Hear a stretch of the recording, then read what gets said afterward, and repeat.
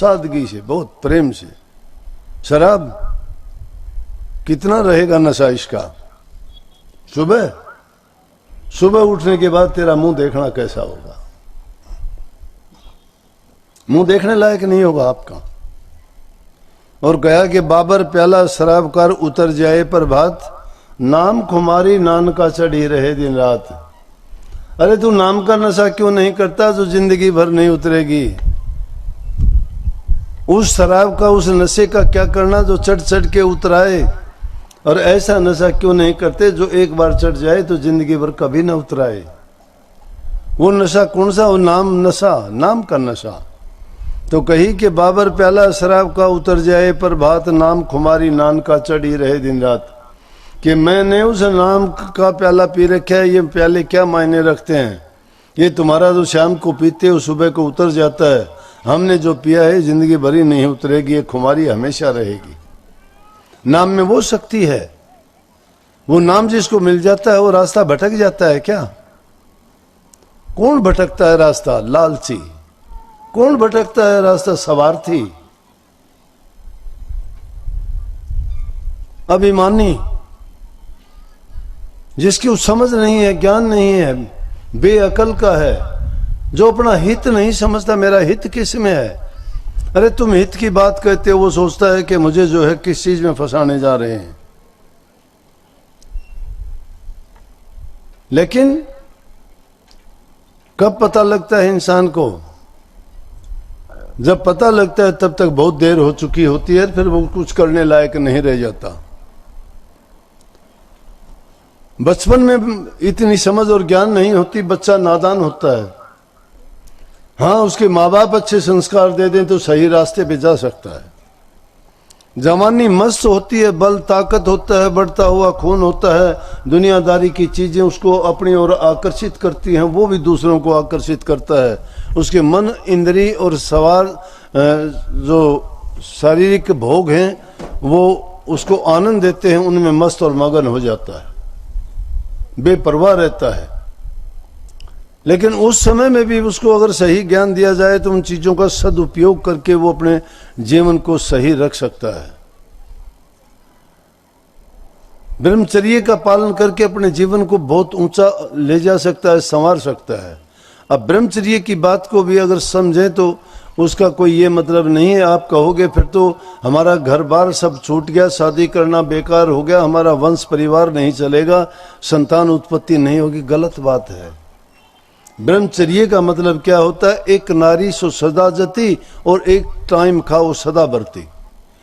जो सिर्फ एक अपनी स्त्री के सिवाय, वो भी जरूरत के मुताबिक, अगर उनके पास अगर उनकी इच्छा पूर्ति के लिए जाता है, वो कोई पाप कर्म नहीं है और ना ही उसका ब्रह्मचर्य खंडित होता है। वो तो काम का कीड़ा अगर बन जाता है, इंद्रियों के बस होके अगर वो उन रसों में फंसता है, वो काम का कीड़ा है, वो ब्रह्मचारी नहीं, व्यभिचारी है। वो ब्रह्मचर्य का पालन यह है कि उसको विचारों से नहीं गिरना चाहिए।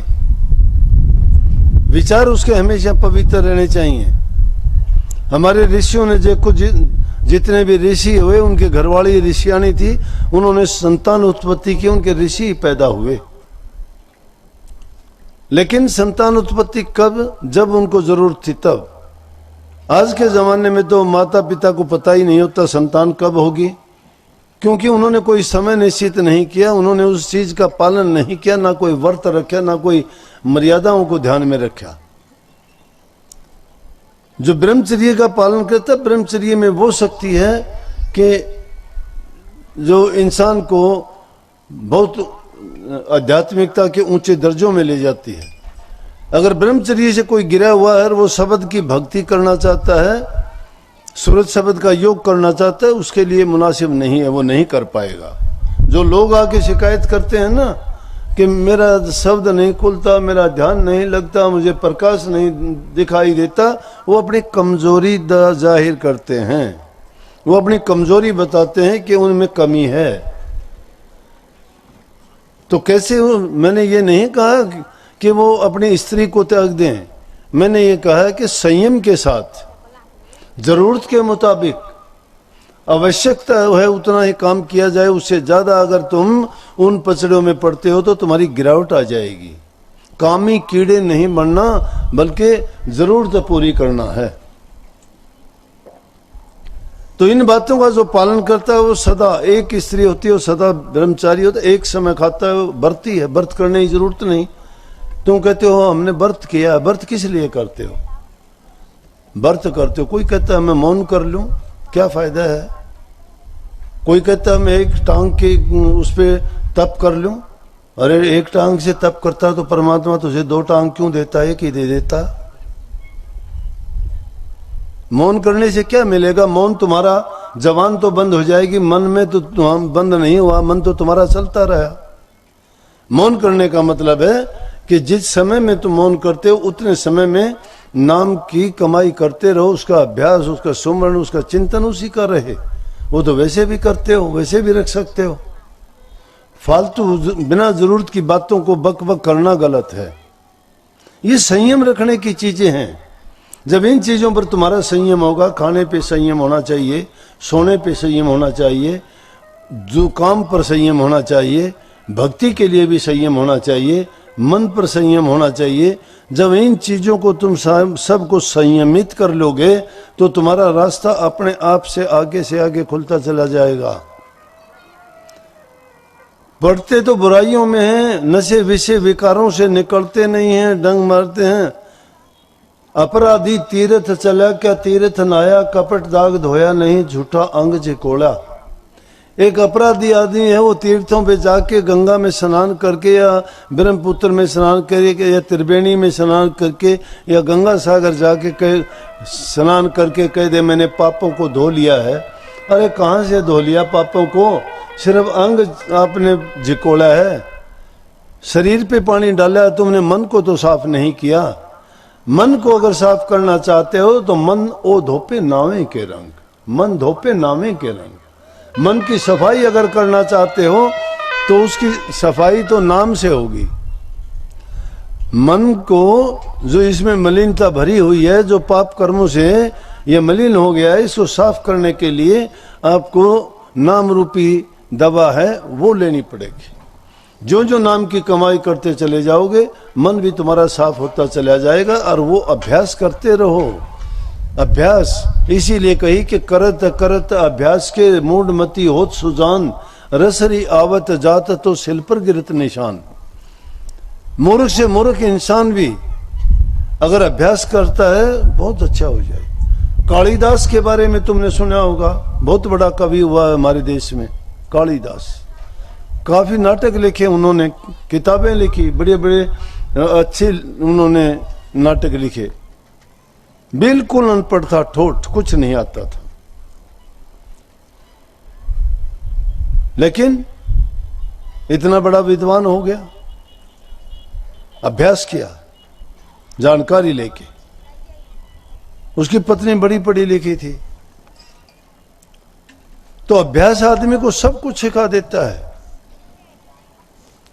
आप में भी वो सभी गुण हैं जो दूसरे इंसानों में हैं, जो संतों में हैं। आपकी भी बुद्धि है, अकल है, समझ है, आप में भी दोनों आंखें हैं, कान है, मुंह है, सब कुछ वैसे ही हैं। लेकिन फर्क कितना है कि आप उनको काबू नहीं करते हो, संयम में नहीं रखते हो। उन्होंने अपना उनको संयम में रखा हुआ है। उनसे सही काम ले रहे हैं, आपने सही काम लेना नहीं रास्ता नहीं पकड़ा। इसलिए सारे काम करते हुए जो हमारा मुख्य कर्म होना चाहिए वो है भक्ति करना। क्योंकि परमात्मा का हम पर बड़ा एहसान है जिसको हम भूले हुए हैं। दूसरी योनियों को देखिए, कितनी बुरी बुरी योनि है। किसी को सर्प की योनि मिली है, किसी को कीड़े की योनि मिली है, किसी को सूअर की योनि मिली है। कितनी गंदी गंदी योनियां हैं, वो भी जीव हैं। लेकिन हमारी तरफ भी देखो, इंसान का चोला मिलना बहुत कठिन है। इतना उत्तम शरीर मिला हमें, और उससे भी बढ़ के बात देखो कि गुरु भी मिला, नाम भी मिला, भक्ति करने का तरीका बताने वाले भी मिले, खोटे मंदे कर्म का भार था उसको उतारने वाले भी मिले, और उसी परमात्मा के दरबार में वापस पहुंचाने का हमारा इंतजाम करने वाले भी मिले हमें। इससे बढ़ के और हमारे लिए क्या अच्छा मौका होगा। और इतना कुछ होने के बावजूद भी हम मूर्खों की तरह से अपने जीवन को बर्बाद करते हैं, बुराइयों में पड़ते हैं, दूसरों लोगों के बारे में उल्टा सीधा कहना, पाप कर्म करना, झूठ बोलना, कपट करना, चोर बाजारी करना, भ्रष्टाचारी होना, निंदा करना, चुगली करना। इन चीजों में क्या मिलता है? घरों में आपसी झगड़े करके शांति भंग हो जाती है, एक दूसरे के बुराई करके तुम बर्बाद होते हो। संत हमेशा चाहते हैं कि उनके संपर्क में जो जीव आए उसको किसी प्रकार का भी कष्ट ना हो, और जो सच्चे मन से उनके पास जाता है वो कहता है कि ये कष्ट नहीं है, ये दुख नहीं है, ये मेरी परीक्षाएं हैं कि मैं कभी रास्ते से ना भटक जाऊं।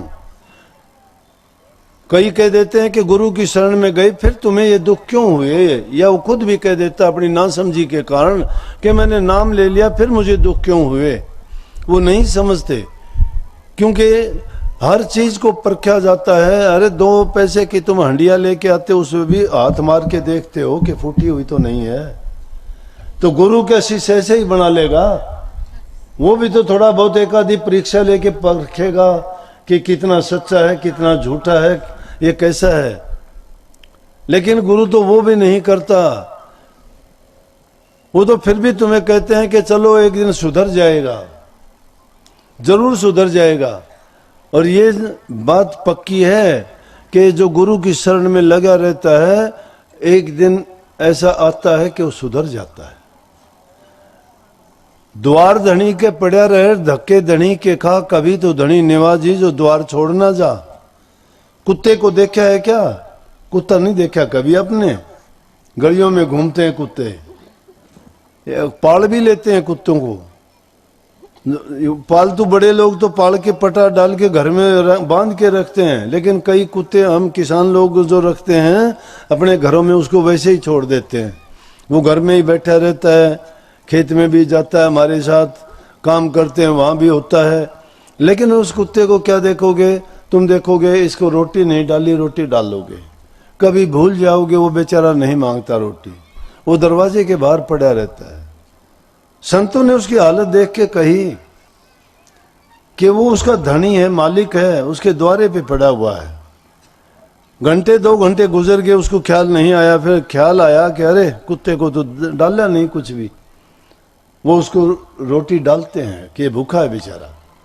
इसीलिए संतों ने इसकी तुलना करके कही, इंसान को बताया कि भटको मत, गुरु के द्वारे पर जाके जो पड़ा रहता है ये घबराओ ना। दुख आता है, सुख आता है, आते हैं जिंदगी में, दुख भी आएंगे, सुख भी आएंगे।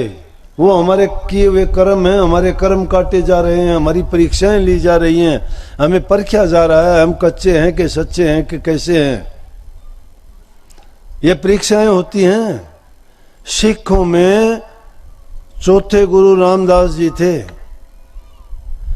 और 70 साल की उम्र में, बुढ़ापे की उम्र उनकी, अमरदास जी ने हुक्म दे दिया, शिष्य था, कि चबूतरे बनाओ। अपने शिष्यों से कहा चबूतरे बनाओ। चबूतरा बनाया, जाके देखा, बोला कि तोड़ दो इसको, तोड़ दिया। दोबारा कहा फिर दोबारा बनाओ, दोबारा बनाया, दोबारा भी तोड़वा दिया, बोले तोड़ दो। कुछ लोग कहने लगे कि कोई बात हुई, अच्छा बनाया था, कोई कमी नहीं, कोई बात नहीं, कह दिया तोड़ दो, 2 बार तोड़वा दिए। कुछ लोग तो छोड़ के चले गए, बोले ये अच्छा गुरु हुआ।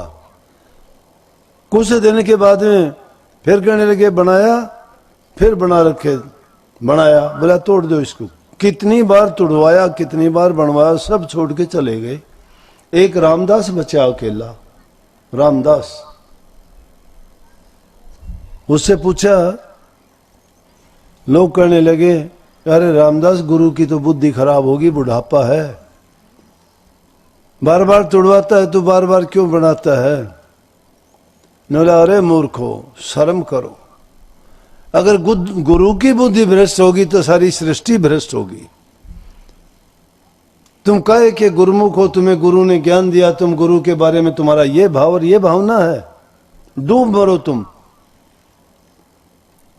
अमरदास जी कहने लगे रामदास जी कि आप इस इतनी बार बनाते रहे और तुड़वाते रहे तो आप क्यों लगे रहे जब सब चले गए? बोला जी मेरा काम क्या है? सेवा करना, आपके हुक्म की पालना करना। आप कहते हो बना दो तो बना देता हूं, आप कहते हो तोड़ दे तो तोड़ देता हूं।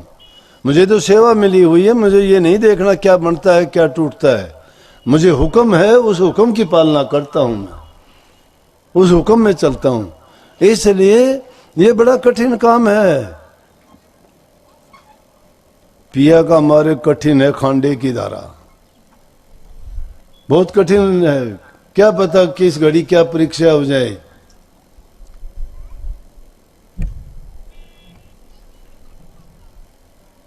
इन बातों को देख के मुझे दूसरी एक बात और याद आ रही थी, व्यास की गद्दी की। उसी तरह से उन्होंने भी एक वक्त ऐसा आया था कि कृपाल सिंह को गद्दी मिलनी थी और वो उस कृपाल सिंह जी की बजाय जगत सिंह को गद्दी दी गई। उसका कारण था कि गुरु का हुक्म तोड़ दिया, गुरु की आज्ञा मानी नहीं। गुरु ने जो हुक्म दिया उसका तो पालन किया। कृपाल सिंह तो अब चले गए उसी समय, वो गए नहीं। गुरु ने पूछा अरे जगत सिंह तू गया नहीं, कहाँ गए सब लोग? बोला जी आप गए थे, वो तो आपके पीछे पीछे सभी जा लिए। बोला तू नहीं गया? बोला कि मैं कहाँ जाता। बोला ठीक है कि गुरु गद्दी का धनी तो तू होगा। कृपाल सिंह रूस के दिल्ली में चला गया, अलग गद्दी बना। लेकिन उन्होंने अपने गुरु का नाम रखा कृपाल सामलाश्रम के नाम से। जितनी संस्था बनाई, स्कूल बनाए, गुरुमुख था। कृपाल सिंह बहुत उच्च कोटि के संत थे, ये बात नहीं थी। लेकिन आदमी से गलती होती है, वक्त पता नहीं कब भटका दे इंसान को। तो गुरु की परीक्षा में खरा उतरना बड़ा कठिन है। ये दुनियादारी के पदार्थ, ये लोभ, ये लालच गिरा देते हैं। एक मिनट में इंसान का विश्वास टूट जाता है। कई बार गुरु ही ऐसा खेल कर देता है जिससे वो उस परीक्षा में सफल नहीं होता। बाबा फकीर चंद की बात थी। इलाहाबाद के पास में एक जगह है, वहां पर महर्षि जी रहते थे। फकीर चंद जब होता बिना छुट्टी के भी वहां चला जाता और कई कई दिनों तक वापस नहीं आता था। और ये गुरु का प्रेम था, नौकरी की भी परवाह नहीं करता था। महर्षि जी कई बार तो रस्सों से बंधवा के उनको रेल में डलवाते थे और रास्ते में फिर खुलवा के वापिस चला जाता था। तनख्वाह मिलती सारी की सारी उनको दे देता था। कभी कुछ कभी कुछ। एक दिन कहने लगे फकीर तेरी परीक्षा होगी। फकीर चंद बोले मैंने सोचा क्या परीक्षा करेंगे। खाना बनाने लगे। बोला ले सब्जी बनाते हैं आजा। छोटा आश्रम था, इसकी तरह से ही वो जब तो, और कोई ज्यादा सत्संगी भी नहीं थे। सब्जी काट ली, तैयारी कर ली, छोंक लगाने लगे। छोंक लगाने लगे तो बोले कि नमक लिया, हल्दी लिया, मिर्च लिया। फकीर चंद कभी उधर भाग गया, कभी उधर भाग गया, उधर भाग गया। इतनी देर में सब्जी छोंक के आ गई। होली बाद शाम के टाइम बोले जी आपने कहो थे परीक्षा लेनी है, आज ली को नहीं? बोला परीक्षा होली तेरी फेल हो गया। बोला जी कैसे? मेरा सब्जी बनाई, जब मैंने कहा तो इधर उधर ही भागता रहा, कोई काम नहीं बर्बाद। तो संतों की क्या पता कि किस ढंग में क्या परीक्षा ले लें। बोला कि संत विचलित नहीं होते। विचलित नहीं होते तो विचलित हो गया एक छोटी सी बात के ऊपर। कभी उधर भागा, कभी उधर भागा, कभी। बोला जी मुझे तो पता ही नहीं लगा। बोला पता तेरे को बता दिया उसी टाइम। परीक्षा का कोई समय घड़ी थोड़ी होती है, क्या पता कब। तो इसलिए संतों की खरी कसौटी नाम की झूठा टिके न कोई। खरी कसौटी नाम की झूठा टिके न कोई। गुरु कसौटी सो से कोई मर्जी वाह होए। गुरु की शरण में तो कोई ऐसा जीव निभा सकता है जो मुर्दे के समान हो। मुर्दे के समान, ना उसकी इज्जत, ना कोई सम्मान, ना कोई मान, ना कोई बड़ाई, ना कोई चाह, ना कोई जरूरत। उसकी जरूरत, उसकी चाह उसकी सारी देख रेख गुरु की होती है, गुरु जानता है। लेकिन गुरु किसकी जानता है? उसकी जानता है जो गुरु के अर्पण होता है। जो गुरु के तो अर्पण नहीं होता, अपने आप ही सब कुछ बन जाता है, तो गुरु भी कहता है चल तेरा काम कर। गुरु जानता नहीं क्या?